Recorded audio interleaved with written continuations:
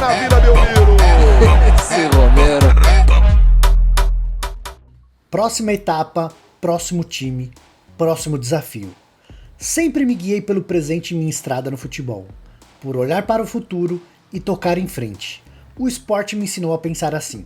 Eu nunca vivi, nem quero viver do passado, porque aprendi que tanto as vitórias quanto as derrotas não devem durar mais do que a vontade de dar o passo seguinte. Assim é o futebol, assim eu me formei como jogador e treinador. Agora, se me permite abrir essa sessão, eu gostaria de voltar atrás para relembrar uma conquista que ficou marcada no coração de todos os brasileiros. A conquista do nosso 5º título mundial, o pentacampeonato no Japão. Bah, nem consigo acreditar que já se passaram quase 20 anos desse título, e principalmente da formação daquele grupo que tive o privilégio de treinar. Mas sabe de uma coisa? Eu jamais sonhei chegar à seleção brasileira. Ah, vou trabalhar no Grêmio, no Criciúma, no Goiás, no Palmeiras ou no Cruzeiro para dirigir a seleção. Nunca pensei isso. Eu sempre trabalhei pelo clube, pois era o clube que dava essa visibilidade para mim. Quando apareceu a chance de treinar a seleção, é que aí sim eu fui trabalhar por ela com o máximo da boa vontade, disciplina, qualidade e tudo aquilo que eu tinha a oferecer. A base que adquiri nos clubes foi essencial para cumprir nosso primeiro objetivo, que era a classificação para a Copa do Mundo. Havia uma pressão imensa, porque não estávamos bem nas eliminatórias e precisaríamos ganhar uma série de jogos para nos classificar. Eu já estava acostumado com cobranças, mas na seleção as coisas tomam uma proporção muito maior. Só no último jogo contra a Venezuela a gente conseguiu confirmar a vaga no Mundial. E de certa maneira começamos a ganhar o Penta ali. Tu pode até duvidar, mas a parte mais difícil de uma Copa do Mundo não são necessariamente aqueles 6 jogos até a final. Primeiro, tem que chegar lá, passar das eliminatórias. Depois, é preciso definir o grupo para disputar a competição. E essa etapa costuma ser bem mais complicada do que parece. Não é só convocar os melhores de cada posição, é acima de tudo escolher os melhores para a equipe. Quando cumprimos a parte da classificação, existiam muitas dúvidas entre os próprios jogadores. As eliminatórias acabaram gerando desconfiança na cabeça de um ou outro atleta. Será que eu vou para a Copa do Mundo? Será que o treinador vai tomar tal posição? Será que ele vai valorizar mais a equipe ou a individualidade? Será que eu me encaixo nos critérios? Eu podia sentir essa apreensão do lado deles logo que a gente se classificou. Normal, o jogador é ser humano, tem sentimentos e o treinador precisa entender isso. O melhor que tu pode fazer numa situação dessas é passar segurança aos atletas. E é aí onde tu começa a botar a mão em mais um pedacinho da taça. No caso da seleção, eu diria que a campanha do pentacampeonato começou para valer em março de 2002, 3 meses antes da abertura do Mundial. Foi quando fizemos nossos últimos amistosos no Brasil. Goleamos a Islândia no primeiro e no segundo vencemos a Iugoslávia por 1-0. Mais do que o resultado, o que nos interessava naquele momento era a formação da equipe. Não o time, porque a essa altura a gente já tinha uma boa noção de como iríamos jogar, mas um grupo que representaria o país no torneio mais importante do mundo. Montar esse grupo exige de ti a capacidade de enxergar como cada jogador pode contribuir com a equipe dentro e fora de campo. E aqueles amistosos me deram a amostra que eu precisava para ter certeza do nosso time. Finalmente havia se tornado um grupo. Muitos acreditavam que ele não jogaria a Copa, mas a gente confiava que podia recuperá-lo. O Ronaldo também confiou em nós, e o grupo compreendeu o quanto ele agregava. Seguindo a programação determinada pelo departamento médico, fisioterapia e preparação física, ele só jogou um tempo. Na volta do intervalo, entrou o Luizão, que fez o gol da vitória e veio abraçar o Ronaldo no banco de reservas. Todos nós abraçávamos ele naquele momento, e nos sentimos abraçados pelo calor da torcida em Fortaleza. O Luizão tinha sido titular no jogo decisivo contra a Venezuela, marcou 2 gols e foi fundamental para segurar a vaga. Ainda assim, parte da imprensa não queria que eu o levasse para a Copa, porque entendia que havia jogador melhor para a seleção. Eu não só o levei, como fiz questão de dizer pessoalmente que ele estaria no Mundial com 2 meses de antecedência. Dei o mesmo aviso aos jogadores que não era unanimidade para a opinião pública. Podem ficar tranquilos, vocês vão jogar. A partir dali, o grupo começa a tomar forma. Nasce a confiança de poder olhar um para o outro e dizer: eu acredito em ti, eu vou fazer isso e tu vai me ajudar assim. Cria-se um ambiente de vitória para a Copa do Mundo. Tanto que quando chega a hora da convocação final, eu praticamente não tinha dúvidas sobre quem levaria para a Coreia do Sul e o Japão. No começo da nossa preparação na Espanha, Já dava para sentir que havia uma união, uma conexão muito forte naquele grupo. Se o jantar era às 7, os jogadores ficavam nas mesas até às 8, 9 horas, contando histórias, fazendo brincadeiras, falando o que desse na telha. Eles sabiam que aquele espaço era deles, que nenhum membro da comissão técnica se meteria na conversa se não fosse chamado. E várias vezes a gente também sentava com os atletas, que realmente aproveitavam esses momentos de interação. Isso tu não encontra mais em nenhum time de futebol. Até porque eram outros tempos, sem celular, laptop, Facebook, Instagram.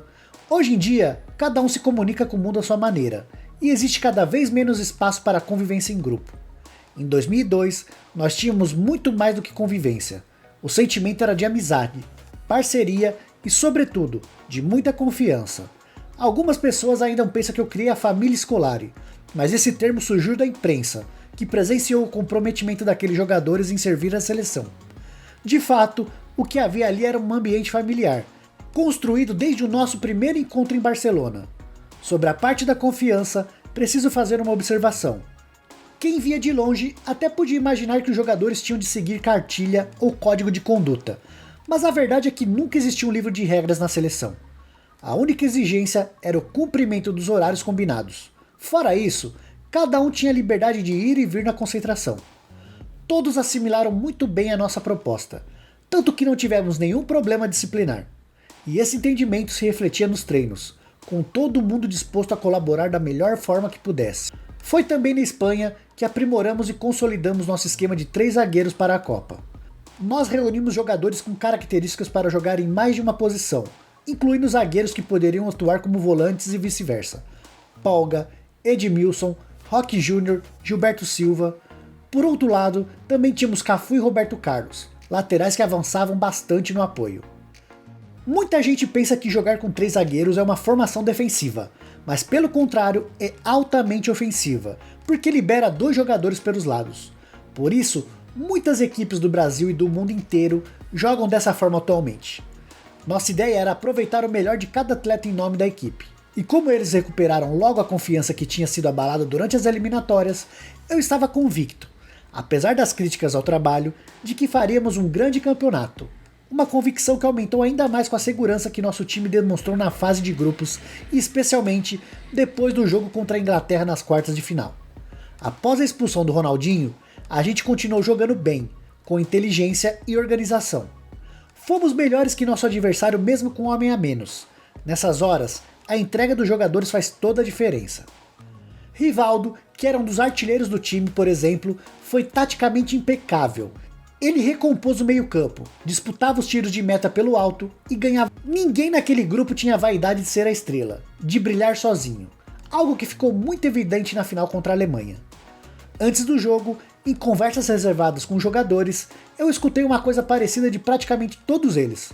Professor, nós queremos ganhar a Copa, não importa quem vai fazer o gol. Olha, mesmo com tantos anos de futebol, eu nunca tinha visto uma unidade de pensamento como a que existia naquele grupo. E na hora da decisão, tivemos mais uma prova do que é ser craque e jogar para a equipe. O Ronaldo Nazário, sendo bem franco aqui, não gostava muito de fazer treino tático nem de marcar os zagueiros que saíam com a bola. Mas antes mesmo da Copa começar, eu propus a ele um acordo. Tu vai fazer só 15 minutos de treinamento tático. Depois, tá liberado para fazer chute a gol, bater pênalti, tudo aquilo que tu gosta de fazer. E assim foi. Nesses 15 minutos de treino, eu pegava no pé dele. Perdeu a bola? Ataca o primeiro que estiver na sua frente. Eu queria que ele fosse o goleador, mas também que ajudasse na marcação. Na final, ele perde a bola, mas se levanta e rouba logo em seguida. Passa para o Rivaldo, que chuta. O Oliver Kahn espalma e o Ronaldo pega o rebote. No segundo gol, os craques novamente jogam para a equipe. Dessa vez, o Rivaldo faz o corta-luz para o Ronaldo finalizar. No momento em que ele veio nos abraçar na beirada do campo, eu senti algo semelhante àquele abraço da torcida em Fortaleza na nossa despedida do Brasil. Eu me senti abraçado pelo povo brasileiro, por 200 milhões de torcedores. Uma sensação inesquecível, espetacular. É engraçado que antes de entrar em campo, parecia até que a gente não estava ali para jogar uma final de Copa do Mundo. Eu explico para ti por quê. Primeiro, chega o ônibus da Alemanha, os jogadores sérios, compenetrados, todos formais e em silêncio, organizando uma fila para seguirem juntos a rumo ao vestiário. Depois, chega o ônibus do Brasil. O ônibus do Brasil, você nem acredita. Desce o Ronaldinho com a tabaque na mão, O Cafu com pandeiro, Denilson e Dida levando os tambores, festa completa, cantando Ivete Sangalo, Zeca Pagodinho, aquele ziriguidum.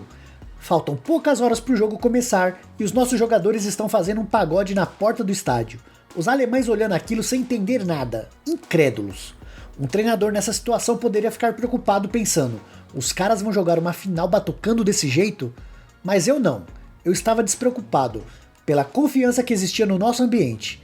Era ali que eu ficava tranquilo, sabia que eles estavam felizes para jogar. E esse é o resumo perfeito do que foi aquela final.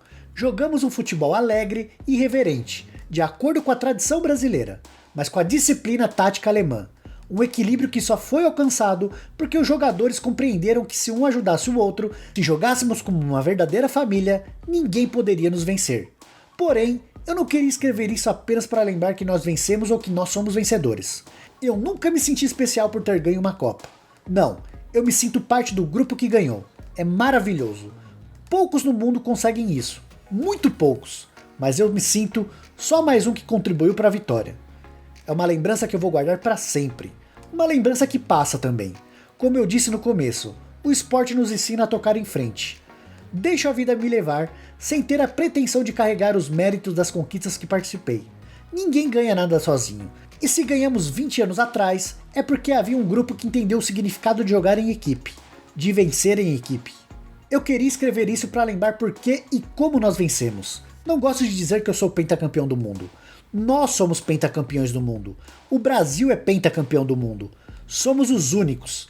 E mesmo que um dia não sejamos mais, o futebol pentacampeão será sempre respeitado.